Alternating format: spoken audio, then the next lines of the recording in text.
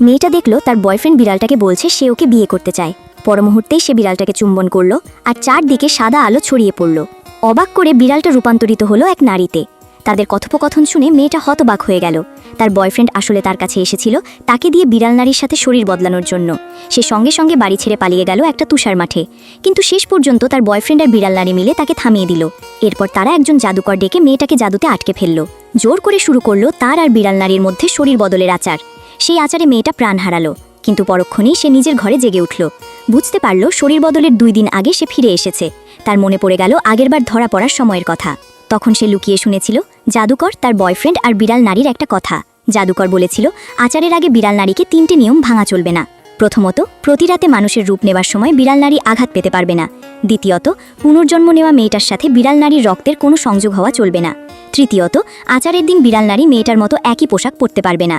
3টে নিয়মই ভাঙলে শরীর বদল ব্যর্থ হবে আর মৃত্যুর দেবতা বিড়াল নারীকে শাস্তি দেবে।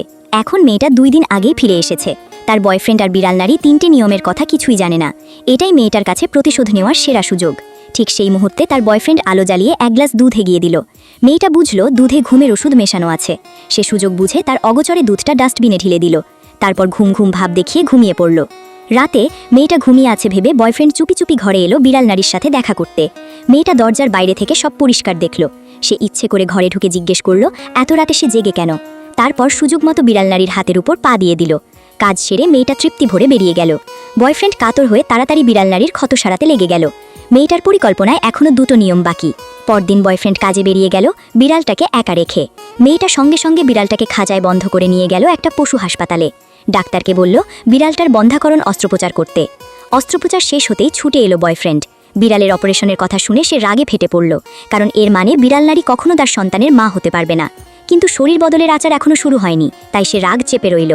বিড়াল নারী মেয়েটার এই ব্যবহার আর সহ্য করতে পারল না। রাগে সে নখ দিয়ে মেয়েটার হাত আঁচড়ে দিল। মেয়েটার দ্বিতীয় ধাপ সফল হলো। পরিকল্পনায় এখন শুধু শেষ নিয়মটা বাকি। মেয়েটা কিভাবে প্রতিশোধ শেষ করে সেটা জানতে চাইলে লাইক করুন আর আমার চ্যানেলে সাবস্ক্রাইব করুন।